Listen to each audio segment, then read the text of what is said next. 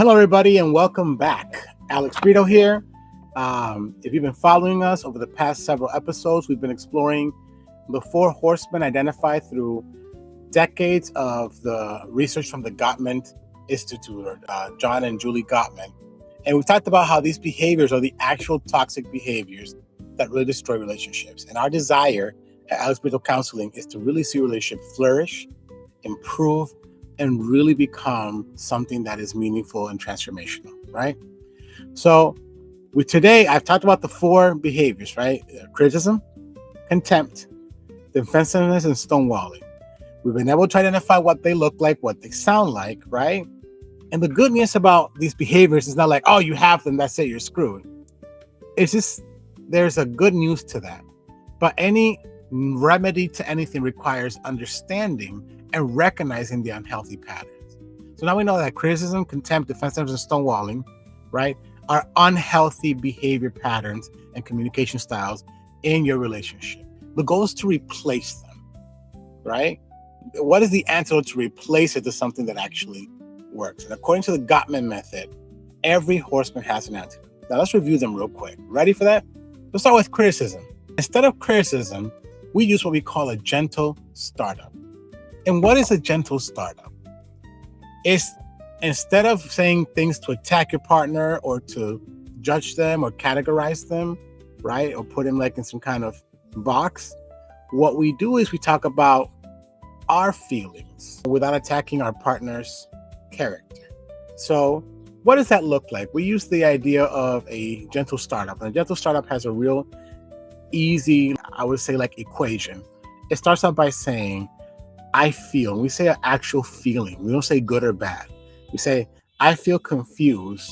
And then you briefly say why, and mostly focus on your experience. So I'm feeling confused when you say that you desire for me to not drink out of the milk carton, because I also see you drinking out of the milk carton, right?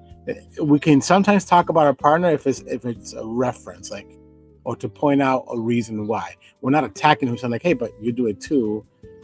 So it's confusing. I think that's a valid thing to say. At the same time, we say what our feeling. We said our feeling, plus the short, brief reason why, focus on our experience.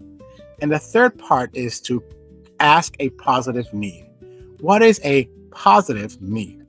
A positive need is saying an actual action or step that the person can do that helps you connect or resolve whatever discrepancy, disagreement, or whatever's going on. It's got to lead towards something instead of that reconnects you. What is not a positive need is saying, stop doing that. If you have to ask them to stop doing a behavior, that's not a positive need. And the positive need is what it does. It gives you, instead of this, can I have this, right? You're giving the option. And sometimes people just need to know, what is the option? Because I may only know this, but what would be a better option? So being able to say, like, I feel this way, this is how I feel when this situation happens, right? We try to talk about that objectively.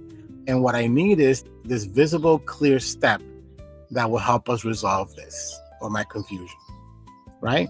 So when you do that, instead of criticizing, you're going to realize you're going to get a better conversation. You're able to talk about your feelings without attacking each other.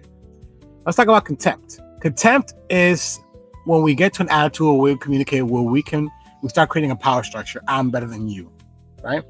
Or you're beneath me. And the way to combat that is to build a culture of appreciation in how you talk about your partner, even when you're upset. That could be whether you daily start to say like, hey, I want to start off the day by saying, here's something I appreciate about you.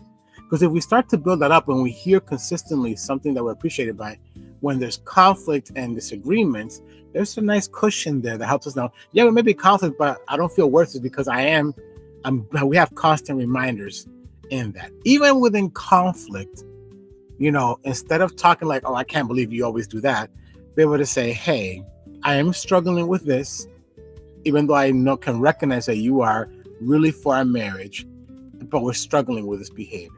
See, that compliment, that recognition of appreciation helps give an invitation to whatever solving. When we talk down to them in contempt, we're not going to get like I mean, I'm the only one that's like, oh my God, you talk back to me. Of course I want to do things for you.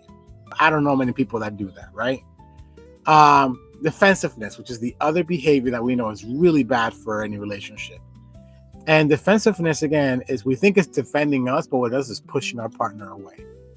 And the antidote to that is practice taking responsibility. Even if 99% of the issue was your partner, right? And you just only 1%. Okay? And just even if it's a small part, because that could change the tone of the conversation, right? Here's one I say all the time. There's one that has worked for me a lot, and it's genuine and true.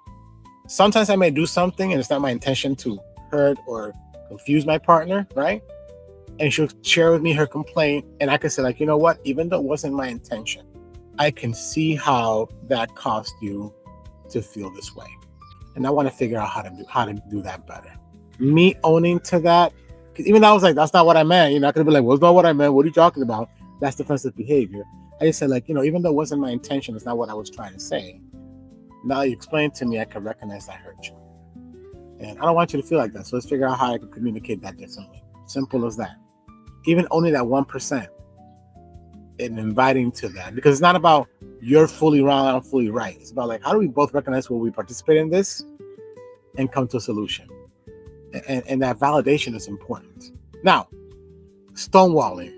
We learned in our last episode that stonewalling is that we are physiologically overwhelmed. We are emotionally flooded. We're drowning to the point where it is hard for us to be able to have a conversation in a healthy way, right?